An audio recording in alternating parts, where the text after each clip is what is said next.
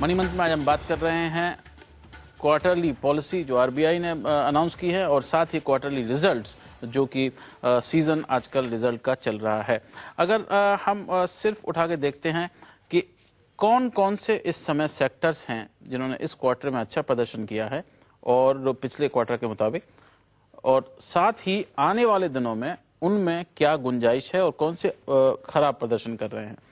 Auto sector जिससे लोगों को बहुत वो थी, मारुति कंपनी ने अभी हाल ही में रिकॉर्ड सेल की है अपनी गाड़ियों की। मई के महीने में पहली बार ऐसा हुआ कि 1 लाख से ज्यादा उन्होंने गाड़ियां बेची, लेकिन मारुति के रिजल्ट्स उनके इंटरनल्स की वजह से और क्योंकि उनको पैसे अपनी पेरेंट कंपनी को देने थे वो अच्छे नहीं है, मारुति काम नहीं कर रही है। पूरा ऑटो सेक्टर पर थोड़ा सा प्रेशर है, 4.5% नीचे एक्सपेक्ट किया जा रहा है इसके ऊपर।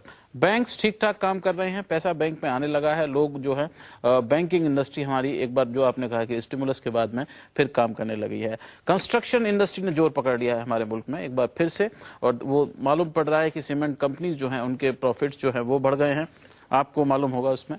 और साथ ही एफएमसीजी देखें, लोगों ने खरीदना शुरू कर दिया है, एफएमसीजी सेक्टर जो है वो पॉजिटिव में जा रहा है। मीडिया सेक्टर जो कि बड़े आश्चर्य की बात है क्योंकि मीडिया में इतना ज्यादा उठार नहीं दिखाई दे रहा, लेकिन फिर भी मीडिया सेक्टर अच्छा काम कर रहा है, और उसमें इसलिए कि चूंकि एड स्पेंड कंपनियों का बढ़ गया एक बार फिर से। जो सारे एडवर्टीजमेंट आपने देखा था कि अखबार आपका 36 पेज का रह गया था, वो बढ़ के 56 पेज के अखबार होने लगे हैं, पुल आउट्स उनमें आने लगे हैं। और टेलीविजन में भी आपने देखा होगा कि ब्रेक्स जो हैं वो बड़े हो गए हैं। इसके तो ये सेक्टर्स जो हैं वो ठीक ठाक जो हैं वो काम कर रहे हैं। बाकी जो हमारे कोर सेक्टर्स हैं, ऑयल एंड गैस में अगर देखें, सरकार ने जिस तरह से ऑयल और गैस कंपनियों के, ऑयल कम से कम कंपनियों के बारे में कहा है कि उनके दाम जो हैं वो मार्केट प्राइस पे होंगे, उससे वहां पर थोड़ा सा प्रेशर ऑयल कंपनीज पे हमारी पर आ रहा है। इसके अलावा जो बड़े सेक्टर्स हैं जिनमें इस क्वार्टर में अच्छे रिजल्ट्स नहीं आए हैं, रियल एस्टेट, क्योंकि पैसा रियल एस्टेट वालों ने बहुत लगाया है पिछले दिनों में। आपको एसएमएस आते होंगे कि ये मकान खरीदने और यहाँ पर मकान खरीदें और यहाँ पर इन्वेस्ट करें, लेकिन अभी उसके रिजल्ट मनी सिस्टम में आना शुरू नहीं हुआ है।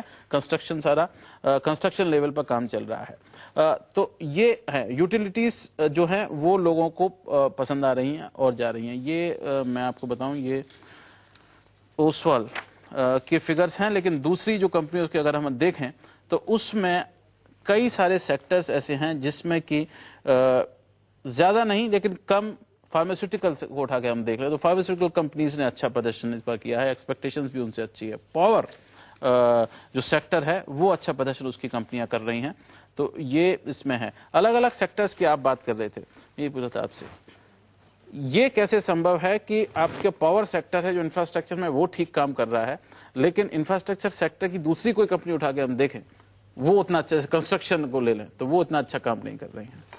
एक्चुअली इसमें 2 फैक्टर्स है। सबसे ज़्यादा बड़ा रोल एफिशिएंसीज प्ले कर रहा है। लास्ट ईयर के हम अर्निंग्स देखें तो जिन्होंने भी अपने कॉस्ट पे फोकस किया है, उन्होंने एफिशिएंसीज पे फोकस किया, उनके नतीजे अच्छे आए हैं। जहां तक इंफ्रास्ट्रक्चर की बात है, कंस्ट्रक्शन की बात है, उन्होंने, हर कंपनी ने बहुत ज़्यादा डाइल्यूट किया है। हर लेवल पे उन्हें एक्सपेंशन तो कर रहे हैं, उन्हें ऑर्डर्स तो मिल रहे हैं, और हमेशा कैपिटल मार्केट अप्रोच करके वो अपना प्रमोटर्स अपना स्टेक कम करके फंड रेजिंग काफ़ी कर रहे हैं। इसलिए जब इक्विटी डाइल्यूशन हमेशा कंस्ट्रक्शन कंपनीज में, इंफ्रास्ट्रक्चर कंपनीज में हमेशा जो है एक प्रेशर लगा, हमेशा सप्लाई साइड हमेशा प्रेशर रहता है। वेराज फार्मा कंपनीज में आप देखिए, फार्मा कंपनीज में हमेशा उनको कैपिटल आसानी से M&A प्ले के कारण मिल रहा है। जो वैल्यूएशन पिरामल हेल्थ केयर को मिली है, जो वैल्यूएशन रनबैक्सी को 1 साल पहले मिली है, तो वो एक क्लियर वे में दर्शा रहा है कि हमारा फार्मा सेक्टर जो है बिल्कुल अब ग्लोबलाइज हो गया है और सारे global measures Indian pharma space में अपना पैसा डालना चाहते हैं, और इंटीग्रेशन जो है वो हमारा कंप्लीट उसमें बिल्कुल हो गया। ये भी उसमें बात है। और जो आप बात कर रहे थे कि पिछले साल जब आपने रैली इतनी देखी थी और कोई 70% सिर्फ अप्रैल से जून 2009 में मार्केट ऊपर गया था, अब हमको वो एक्सपेक्ट नहीं करना चाहिए एक्चुअली, हाँ, क्योंकि अगर अप्रैल से जून में हम इस साल देखें तो मार्केट हमारा 7.5% के करीब सेंसेक्स जो है वो उसमें वो हुआ है। क्या बेस बढ़ गया इसलिए, और अब जो प्रॉफिट्स आएंगे वो कम आएंगे, और आम लोग अगर वो इन्वेस्ट करते हैं उनको क्या क्या दिमाग में रखना चाहिए? कैपिटल मार्केट में और एक चीज हमेशा याद रखना कि कॉर्पोरेट परफॉर्मेंस और capital market performance, there is, I mean, कहीं ये नहीं है कि 1:1 रेशियो में दोनों का परफॉर्मेंस रहेगा। आई मीन कभी कभी ये होता है कि कॉर्पोरेट परफॉर्मेंस बहुत आगे बढ़ जाता है, कैपिटल मार्केट कैच नहीं करता है, कभी कभी कैपिटल मार्केट बहुत आगे बढ़ जाता है और कॉर्पोरेट परफॉर्मेंस इतना आगे नहीं बढ़ता है। वो डाइवर्जेंस हमेशा रहता है, इसलिए हमेशा अंडर वैल्यूएशन ओवर वैल्यूएशन जो बोलते हैं इसी वजह से होता है कि क्योंकि हमेशा 1:1 सिंक नहीं होता है। फॉर एग्जाम्पल और एक चीज बोलता हूँ, जुलाई 2007 दैट मीन्स 3 साल के पहले मार्केट वॉज एट सेम 18,000। जुलाई 2010 में again we are at same 18,000। 3 साल कम समय नहीं होता है, 3 साल के बाद कैपिटल मार्केट 0% रिटर्न दिया। सेम 3 साल में बैंक फिक्स्ड डिपॉजिट में अगर कोई डाले तो उनको 35% का रिटर्न मिल जाता है 3 साल का नींद भी मिल जाता है। क्योंकि 3 साल लेमन ब्रदर्स बैंकरप्सी से जो भी उनको कोई लेना देना नहीं है, 3 साल आराम से सो सकते हैं, 1000 दिन की नींद है। और इसी 3 साल में गोल्ड 90% रिटर्न दिया। अगर 3 साल के पहले जुलाई 2007 में अगर आपको कोई पूछता है कि आज के दिन में बेस्ट एसेट क्लास जो है वो माहौल के हिसाब से मार्केट 18,000 भाग रहे वगैरह, कोई भी ये नहीं बोला होगा कि गोल्ड बेटर है या फिक्स्ड डिपॉजिट बेटर है। हर कोई इक्विटी के पीछे वो बोलते वैरन बफेट बोलते हैं कि जो रेयर व्यू मिरर होता है वो हमेशा विंडशील्ड से क्लियर होता है कैपिटल मार्केट्स में। सो सिमिलरली इसलिए क्या है कि we are India is a golden opportunity, but लेकिन ये 18 कैरेट गोल्ड है, हमेशा हम 24 कैरेट का प्राइस देता है इसके लिए, बस इतना ही फर्क है। बिल्कुल, ये सही बात आपने कहा। एक तो जो एप्पल जो है वो 10 रुपए पे खाना चाहिए, 100 पे नहीं खाना चाहिए, और गोल्ड जो है वो 18 और 24 18 कैरेट का गोल्ड अपॉर्चुनिटी है, बट हमेशा हम 24 कैरेट का प्राइस 24 हम चाहते हैं। सब 24 ही चाहते हैं। लेकिन इंडिया अपॉर्चुनिटी की इन्होंने बात की, अगर हम ग्लोबली उठाकर इस समय देखते हैं, अगर हम दुनिया भर की मार्केट्स को उठाकर अगर देख लेते हैं इंटरनेशनली, तो अभी भी हाल ये है कि इंडिया का जो मार्केट है वो इस समय सभी मार्केटों से अच्छा प्रदर्शन करने के हालात उसमें साफ साफ दिखाई दे रहे हैं। चाहे वो रूस हो और चाहे वो एमर्जिंग मार्केट्स को उठा के देख लें, तो उसमें भी सबसे अच्छा जो है वो हमारा आ रहा है। उसके बाद इससे क्या अपॉर्चुनिटी है, आम आदमी के लिए क्या अपॉर्चुनिटी है? देखिए, जून महीने में तकरीबन 7,000 करोड़ रुपए का इन्वेस्टमेंट बाहर से आया है, जुलाई में 6,000 करोड़ से आया है।